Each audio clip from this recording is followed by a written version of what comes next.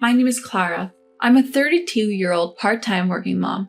I married into a family that owns a renowned business corporation. Despite the surprising ease with how both families accepted our union, others were quick to label us a mismatch. But now, 5 years into our marriage, everyone watches over us with warmth.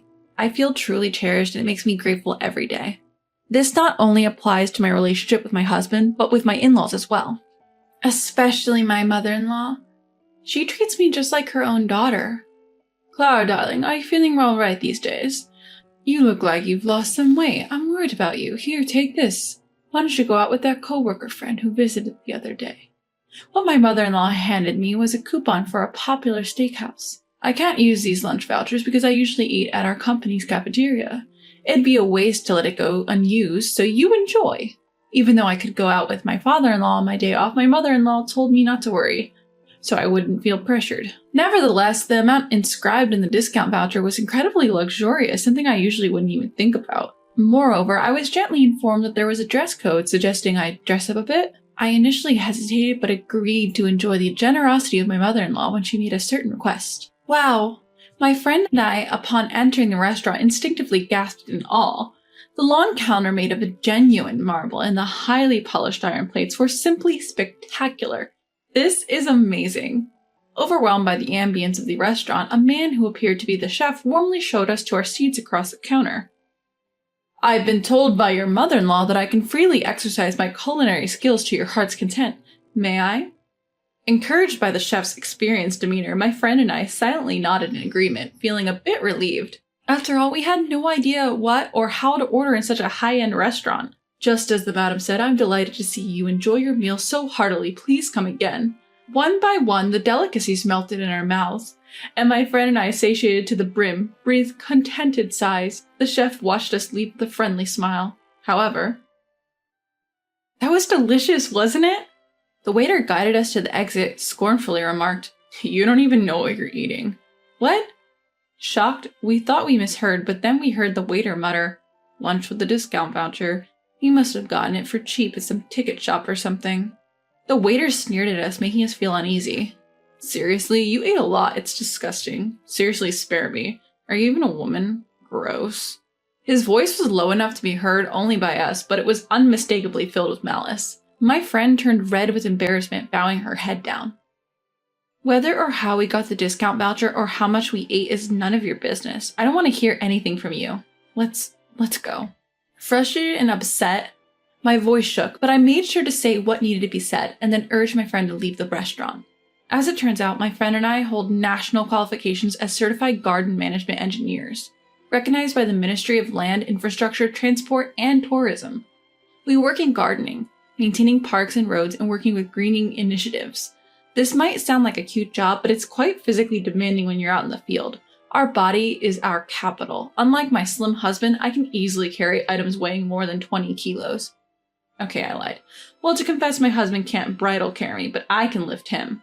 Although we're not fat, we have firm muscles for women. We love our work, but we do have moments when we wish we could be bridal carried. It's a bit of a dilemma, we often joke. Because of our physical demands, we can eat more than twice the amount of food an average woman can. Of course, I love meat. I think the chef made our hearts flutter by saying, The madam told me you could enjoy the meal to your heart's content, and I'm glad you enjoyed your meal so much because my mother-in-law had told him about us. Still, the deliciousness of the food got the better of us, and we ate more than usual. However, being called disgusting was too much. My heart, which had been so excited just moments ago, suddenly felt deflated. I'm sorry, it's because I invited you. My friend, whose cheeks were still flushed with embarrassment, reassured me that it wasn't my fault, but I couldn't shake off my feelings. Moreover, I felt pathetic when I opened my bag to give a tissue to my friend who had teary eyes, and I discovered I seem to have left my handkerchief in the restaurant. It was a beloved handkerchief that my mother-in-law had given me as a gift. As I usually dressed in jeans and sneakers for work, I was nervous wearing an unfamiliar dress and pumps and had been holding the handkerchief all the time to hide my sweaty palms. I think I dropped it when I confronted the waiter. I'll go back and get it. The thought of encountering that waiter again was distasteful, but I didn't want to leave my precious handkerchief behind. However, the restaurant had closed for lunch by the time we returned, so my friend, who had come along with me, and I researched for the back door. Ah, there! We spotted the chef and the rude waiter near the back door. Even so, to have a customer get angry like that. Wasn't there some sort of rudeness? I said it many times. This is customer service. Depending on your attitude, even the owner's reputation, who is your father, could be affected. You need to be aware of that. Yeah. In response to the admonishing chef, the waiter maintained a sullen face, nonchalantly brushing off his advice. It seems that the waiter from before was the son of the owner of this restaurant. Excuse me for interrupting, but was there a handkerchief left behind today? Feeling guilty about eavesdropping even unintentionally, I quietly addressed them. The chef, as before, responded to me with a smile. Please apologize properly, he told the waiter. The chef, who had brought the handkerchief from inside, handed it to the waiter and encouraged him to apologize. However, while the chef was inside, the waiter, who had been grumbling things like, "Don't look at me, you scum," not only disobeyed the chef's instruction, but also crumpled up the handed handkerchief and threw it forcefully at my feet. Then, with loud footsteps, he walked back into the restaurant, leaving the flustered chef to apologize profusely to us, to the point where we felt embarrassed. A while later, I had another encounter with this waiter. "You're really bottom tier, aren't you? Did you know that? It's obvious in this world that being skinny is ideal. Poor people like you have no demand except for outdoor jobs, and your bones get big, don't they?" I bite my tongue hard to suppress my retort towards the waiter's scornful smile. In reality, the favor I was asked for my mother-in-law in exchange for the discount coupon was a proposal for indoor decorations that would suit the restaurant's atmosphere. "Clara, you also have qualifications in garden decor, right? This restaurant is our business partner. I'd like you to work on it while you're dining there. Wouldn't that be great?" It was a kind gesture from my mother-in-law and a delightful work proposal, but today was a discussion while observing actual plans for the arrangement. But I never expected him to be a part of it. Furthermore, he seemed to have tagged along for the inspection, and in the absence of the chef, who usually plays the role of supervisor, he was more intrusive than ever. "I've prepared materials over there, please take a look." He was pressuring me with a low voice, checking around to make sure no one was watching. "Oh, not saying anything today? Well, you would be in trouble if you can't get a job from us, right?" "Please, over there." "What? I'm saying this loud enough for you to hear because you're ignoring me." Despite his malicious words and delight in being unpleasant, I remained silent. As much as I hated to admit it, I didn't want to ruin a job opportunity introduced by my kind-hearted mother-in-law because of him. He left the scene with a laugh, shrugging his shoulders at my reaction. "Hey, Clara, I'm sorry for asking this only a month later, but is it okay to have the next birthday party at the steakhouse we went to last time?"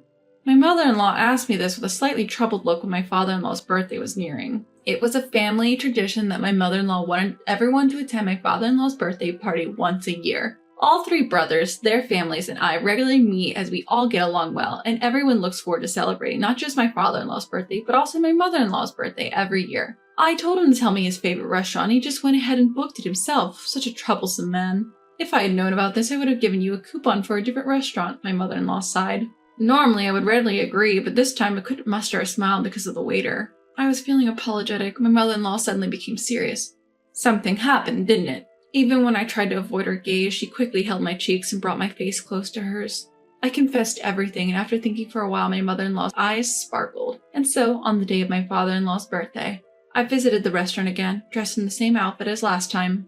"Welcome, we're pleased to have you here." Lost amidst my gathered in-laws, I entered the restaurant, keeping my gaze lowered. The chef, as formal as ever, greeted me with a nod and a warm welcome, which slightly eased the tension I felt. However, unlike the counter we sat at last time, this time we were in a spacious private room. As each of us settled at the banquet table, I noticed the figure of the waiter bringing drinks. As he walked past me, his dismissive attitude and his habitual clicking tongue were just as they had been. In fact, the moment the chef left the room, it seemed as if he had discarded all his responsibilities as a waiter. With a dismissive throw of his words, he literally abandoned his service. "You want a drink? Pour it yourselves." He showed no embarrassment and pointed to the drinks with such a flippant tone. "Frankly, this is not a place for people like you understand? This is a social spot for the wealthy. The presence of poor people like you lowers its prestige." He said this as if it were self-evident and then heaved a dramatic sigh.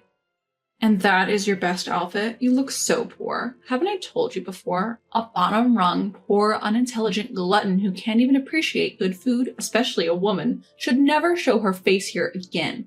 Can't you even remember such a simple thing? Really, spare me. Just go home." With a shooing motion, he waved us off as if chasing away an animal. Furthermore, when we remained silent and unmoving, he seemed to grow irritated and let out another disgusted tisk.